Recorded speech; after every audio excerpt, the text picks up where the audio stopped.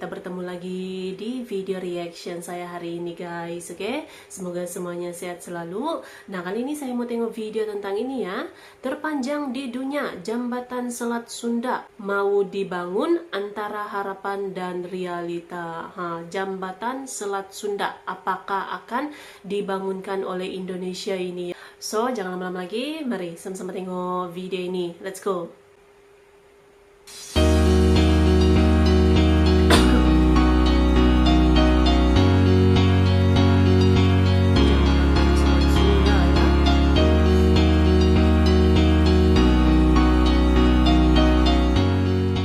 Saat ini, pelabuhan penyeberangan tersibuk di Indonesia adalah Pelabuhan Merak Bakauheni. Kemudian muncul kembali wacana pembangunan Jembatan Selat Sunda. Lalu, kapan jembatan tersebut dibangun? Simak video ini hingga akhir.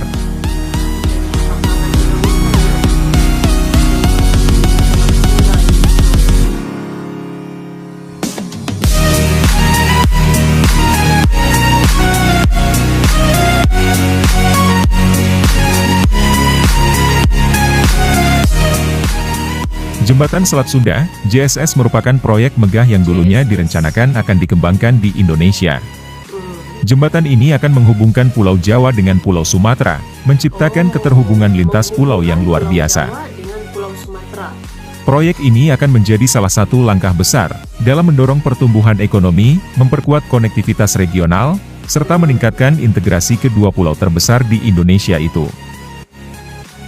Dengan panjang sekitar 30 km, Jembatan Selat Sunda akan memiliki pemandangan yang indah, dan menjadikannya sebagai jembatan terpanjang di dunia. Proyek ini tidak hanya akan mempermudah perjalanan darat antara Jawa dan Sumatera, tetapi juga akan mengurangi ketergantungan pada transportasi udara dan laut. Jembatan ini diharapkan akan menjadi simbol persatuan dan kemajuan Indonesia dalam menghadapi tantangan infrastruktur. Salah satu manfaat utama dari Jembatan Selat Sunda adalah peningkatan konektivitas dan mobilitas barang serta orang antara dua pulau terbesar di Indonesia. Transportasi barang akan menjadi lebih efisien dan murah, memungkinkan perdagangan antara pulau-pulau tersebut menjadi lebih lancar. Selain itu, jembatan ini juga akan memperpendek waktu perjalanan dan memungkinkan warga untuk berpindah antara Jawa dan Sumatera dengan lebih mudah. Dalam hal pariwisata, Jembatan Selat Sunda akan menjadi daya tarik wisata yang signifikan. Wisatawan akan dapat menikmati pemandangan pegunungan dan laut yang indah saat melewati jembatan ini.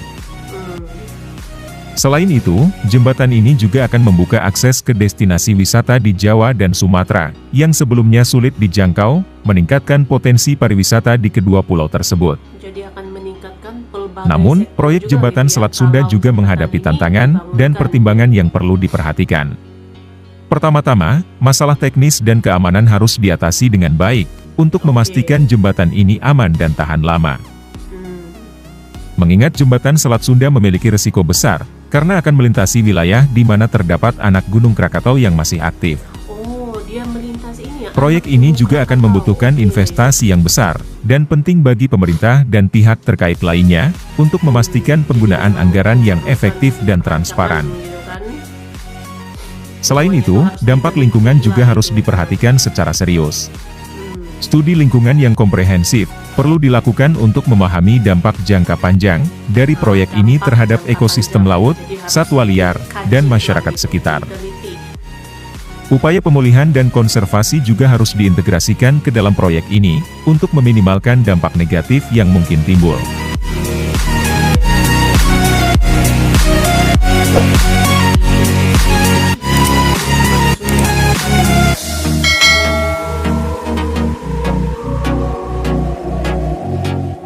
Jembatan Selat Sunda adalah tonggak penting dalam pembangunan infrastruktur Indonesia.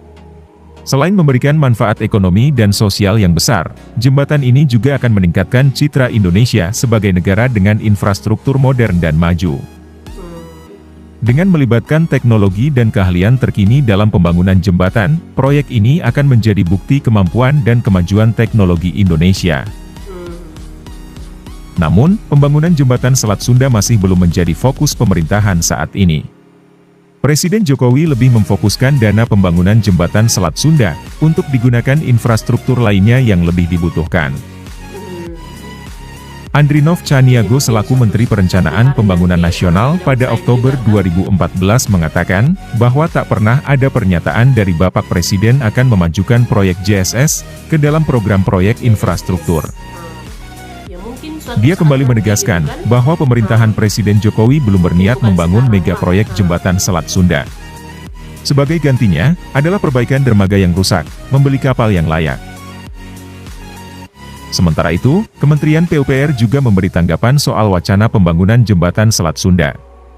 Wacana pembangunan proyek raksasa ini sudah lama mengemuka sejak tahun 1960, yang awalnya dicetus oleh profesor bernama Sediatmo.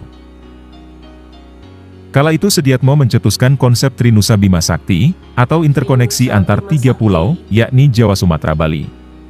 Namun karena berbagai pertimbangan, konsep tersebut belum bisa terwujud. Direktur Jenderal Bina Marga Kementerian PUPR Hedi Rahadian mengatakan, proses pembangunan jembatan Selat Sunda pastinya akan membutuhkan waktu yang tidak sebentar, dan juga membutuhkan biaya yang sangat besar.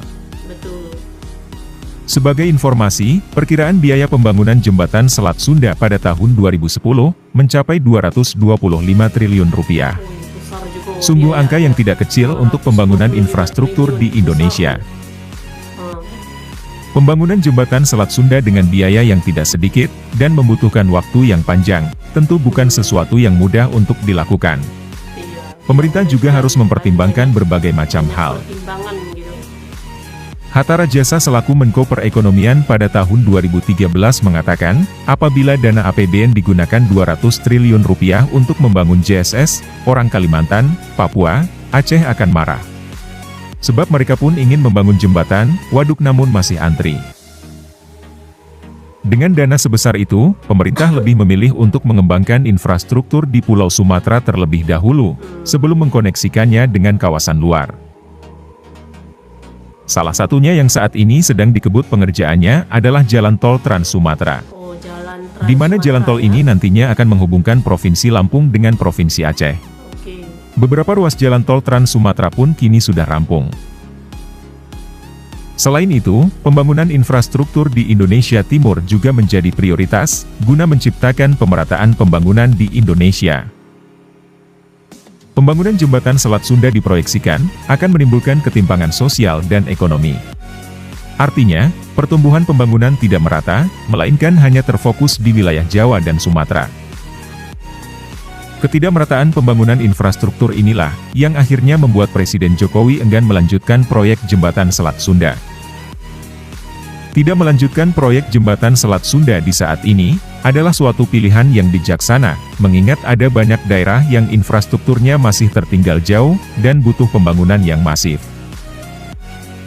Dan mungkin di suatu saat nanti, ketika infrastruktur di Indonesia sudah membaik dan merata, Presiden berikutnya bisa mewujudkan mimpi menyambungkan Pulau Sumatera dan Pulau Jawa dengan jembatan Selat Sunda. Demikianlah tadi informasi seputar rencana pembangunan jembatan Selat Sunda dan segudang manfaatnya, yang akan menghubungkan Pulau Sumatera dengan Pulau Jawa. Bagaimana menurut Anda? Apakah Anda setuju dengan wacana pembangunan jembatan Selat Sunda ini? Silakan tulis pendapat Anda di kolom komentar di bawah.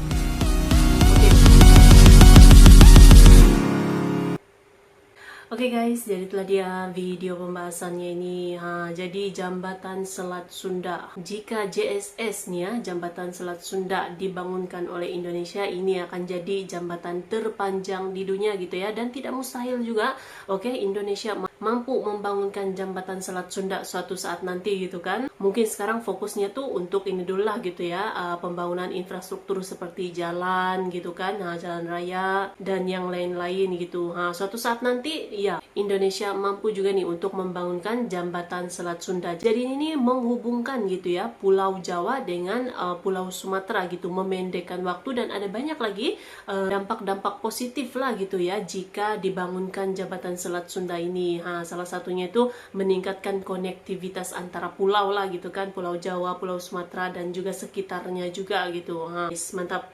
So, terima kasih banyak sebab kamu sudah menonton video ini. Jangan lupa macam biasa untuk support channel saya dengan subscribe, like video ini, dan jangan lupa untuk komen juga, oke? Terima kasih banyak dan kita jumpa lagi di video seterusnya. Assalamualaikum.